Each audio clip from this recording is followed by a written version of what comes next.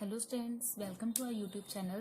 So today we are going to discuss about the lecture number 30 of Unit 7 P block element and our topic is beta sulfur.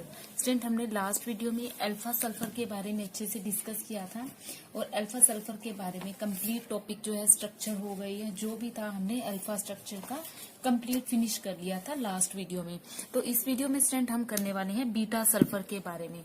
ठीक है, तो video start करते हैं। Start करने से पहले please like और सब्सक्राइब कीजिएगा चैनल को, साथ साथ शेयर कीजिएगा वीडियो को ज्यादा से ज्यादा। तो स्टूडेंट्स वापस चलते हैं अपने टॉपिक की तरफ। बीटा सल्फर क्या है टॉपिक हमारा? Beta sulphur. तो देखो स्टूडेंट, हमने जो अल्फा सल्फर पढ़ा था, यहाँ पर लिख देती हूँ, जो अल्फा सल्फर पढ़ा था हमने उसको हम क्या कहते हैं? Rhombic sulphur. क्या बोलते हैं स्टूडेंट? रोम्बिक सल्फर बोलते हैं। ठीक है, तो जो ये हम बीटा सल्फर करने वाले हैं आज, बीटा सल्फर, तो बीटा सल्फर को हम बोलते हैं मोनोक्लिनिक सल्फर। ठीक है, मोनोक्लिनिक सल्फर होता है स्टूडेंट। तो स्टूडेंट मोनोक्लिनिक सल्फर के बारे में आज हम डिस्कसली पढ़ने वाले हैं। तो देखो मोनोक्लिनिक सल्फर के बारे में सबसे पहले इसकी प्रिपरेशन कैसे कर सकते हैं हम इसको, how can we prepare it. तो इसकी प्रिपरेशन कर सकते हैं हम मेल्टिंग रोम्बिक सल्फर को जब हम चाइना डिश में डालते हैं, उसको कूल करते हैं। तब तक कूल करते हैं जब तक ये क्रस्ट फॉर्म में ना मिल जाए, यानी किसकी क्रिस्टल की फॉर्म ना मिल जाए। ठीक है, तो देखो कैसे इसको प्रिपेयर कर सकते हैं हम। It is prepared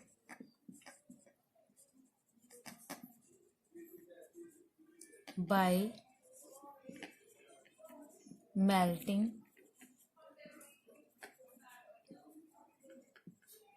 rhombic sulfur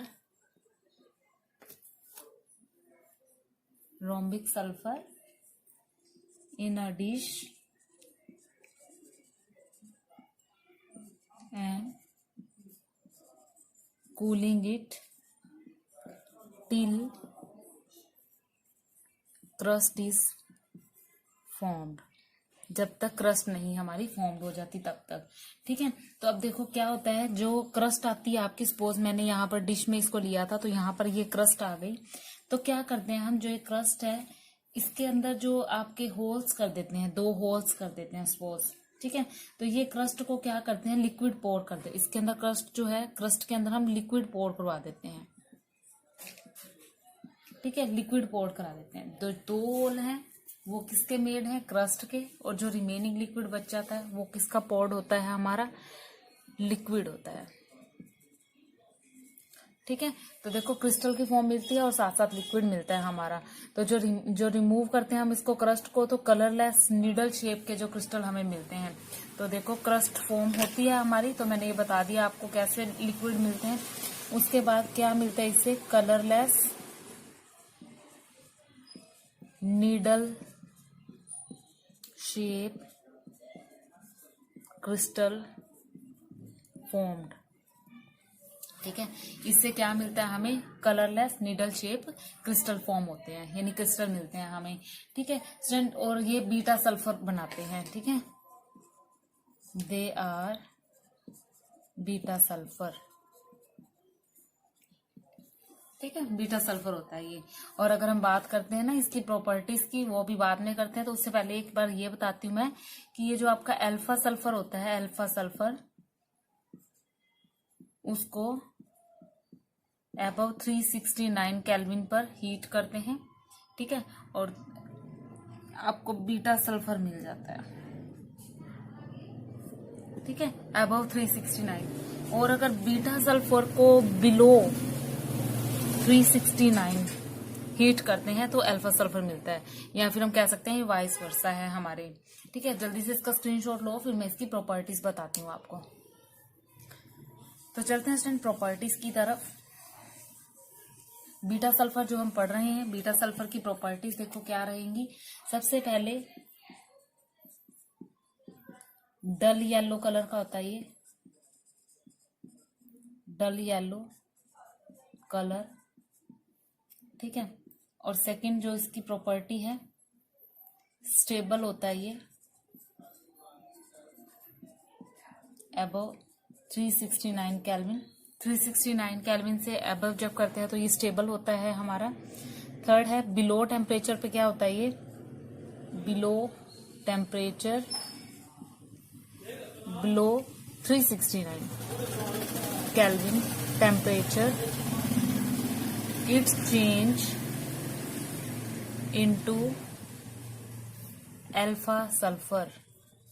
अभी मैंने आपको पढ़ाया था ना जब हमने इसकी प्रिपरेशन करी थी, तो प्रिपरेशन जब हमने करी थी यही पढ़ा था। तो देखो जैसे अल्फा सल्फर है आपका, इससे हमें बीटा सल्फर मिलता है, लेकिन तब मिलता है जब टेम्परेचर क्या हो, एबव हो 369 केल्विन। जब 369 से बिलो होगा तो जो बीटा सल्फर है ये दोबारा किस में बदल जाएगा, अल्फा सल्फर में चेंज हो जाएगा। ठीक है स्टूडेंट, तो ये हमने पढ़ ली इसकी प्रॉपर्टीज भी। ठीक है, आगे हम इसकी स्ट्रक्चर पढ़ेंगे। स्ट्रक्चर बिल्कुल सेम है जो अल्फा सल्फर की थी। ठीक है, बस फर्क क्या है स्टूडेंट, इसमें फर्क ये है उसमें जो हाईएस्ट सल्फर थे वो ऊपर थे। देखो अल्फा वाले बना रही हूँ मैं, पहले अल्फा स्ट्रक्चर बना रही हूँ ताकि आपको इन दोनों में डिफरेंस पता लग सके। ठीक है,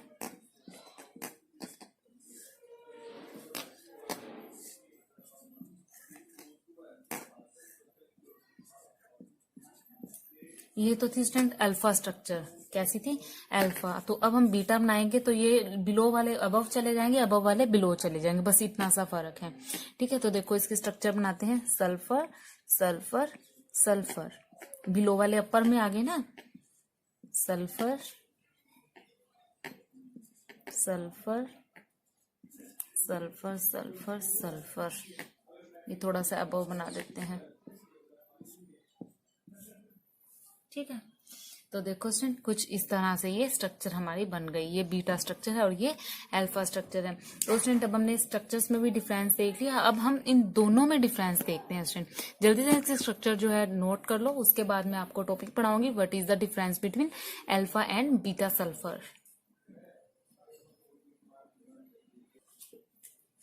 तो देखो डिफरेंस पढ़ते हैं। सबसे पहले अल्फा सल्फर, अल्फा सल्फर को हम क्या बोल सकते हैं, rhombic sulphur, rhombic sulphur.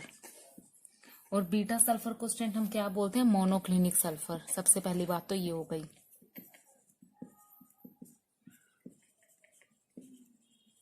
Second of all जो बहुत ही इंपॉर्टेंट पॉइंट है वो ये है कि alpha sulphur has more density than monoclinic. Monoclinic से अल्फा की इनकी डेंसिटी ज्यादा होती है। ठीक है, तो इनकी मोर डेंसिटी होती है। ठीक है, और इनकी डेंसिटी कैसी होती है स्टूडेंट, लेस डेंसिटी। ठीक है, अगले पॉइंट पे चलते हैं। जो अल्फा सल्फर है ये ब्राइट येलो है, पढ़ा था ना हमने, ब्राइट येलो। जबकि हमने ये पढ़ा था ये कैसा है, ये ब्राइट येलो नहीं है, ये कैसा है, डल येलो है। कैसा, ये डल येलो कलर का है। ठीक है, और हमने पढ़ा था कि ये ओपेक होते हैं, ये ट्रांसपेरेंट होते हैं, क्योंकि इसके क्रिस्टल मिलते हैं नीडल शेप के। तो ये कैसे होते हैं, ओपेक होते हैं। और ये कैसे होते हैं स्टूडेंट, ट्रांसपेरेंट। ठीक है, और उसके बाद स्टूडेंट जो ये अल्फा सल्फर होते हैं,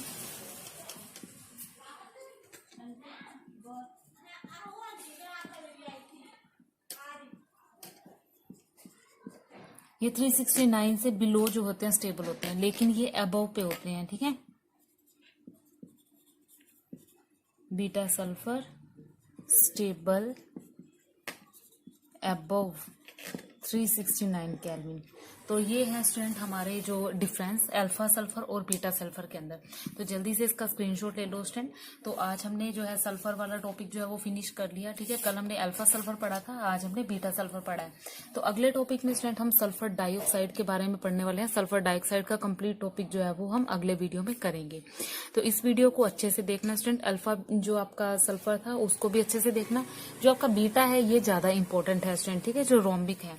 इसके अलावा भी काफी सारे एलोट्रोप्स होते हैं स्टूडेंट। जब हम बात करते हैं S2 मॉलिक्यूल्स की, तो S2 मॉलिक्यूल आपका पैरामैग्नेटिक होता है। ठीक है, जिस तरह से O2 होता है।